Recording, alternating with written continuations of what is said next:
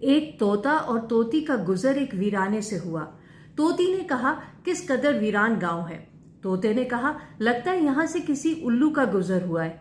एक उल्लू वहां से गुजर रहा था, उसने सुन लिया, वो रुका और दोनों से कहा, तुम लोग इस वीरान गांव में मुसाफिर लगते हो, आज रात मेरे मेहमान बन जाओ, मेरे साथ खाना खाओ। तोता तोती ने दावत कबूल कर ली। खाना खाकर जब उन्होंने रुखसत चाही तो उल्लू ने तोती का हाथ पकड़ लिया और कहा, तुम कहाँ जा रही हो। तोती परेशान होकर बोली, ये कोई पूछने की बात है, मैं अपने शौहर के साथ वापस जा रही हूँ। उल्लू ये सुनकर हंसा और कहा, ये तुमने क्या कह दिया, तुम तो मेरी बीवी हो। इस पर झगड़ा शुरू हो गया। बात ज्यादा बढ़ी तो उल्लू ने कहा, यहाँ अगले गांव में एक पीर साहब है, चलो उसके फैसला करवाते, पीर जो फैसला करेगा वही ठीक होगा। तोता तोती मान गए और तीनों पीर के पास उसकी आलीशान हवेली पहुंच गए। अपना अपना केस पेश किया।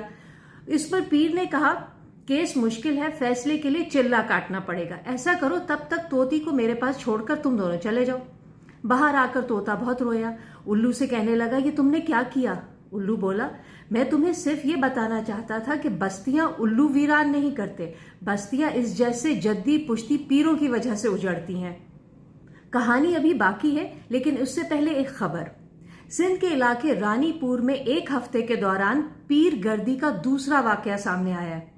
पीर सैयद सुहेल अहमद शाह की हवेली से एक 20 साल शादीशुदा लड़की लापता है। लड़की के वालिदैन का कहना है कि उनकी बेटी का अपने शौहर से झगड़ा हुआ था। फैसला कराने पीर सैयद सुहेल अहमद शाह के पास गए तो उसने कहा, झगड़ा तय होने तक बेटी को अमानतन हवेली में छोड़ दो। फिर एक दिन हवेली से फोन आया कि लड़की लापता है। वालिदैन कई मर्तबा हवेली गए, लेकिन उन्हें उनकी बेटी के बारे में कुछ नहीं बताया गया। इस वाक़े को 1.5 साल हो गए। इस दौरान वालिदैन बार बार थाने जाते रहे, लेकिन उनके बकौल पुलिस ने उनकी एक ना सुनी। खैरपुर पुलिस से पूछा तो कहा कि उसे इस केस का इल्म ही नहीं है। निगरां वजीर आला सिंध ने वाक़े का नोटिस ले लिया। इस 20 साल लड़की के वालिदैन इसलिए अब सामने आए हैं क्योंकि रानीपुर में ही एक और पीर की हवेली में 10 साल फातिमा से जिनसी ज्यादती, तशद्दुद और हलाकत का केस उठने और मुलजिम पीर असद शाह की गिरफ्तारी से इन वालिदैन की हिम्मत बढ़ी कि वो भी मीडिया पर आए। वापस आते कहानी पर।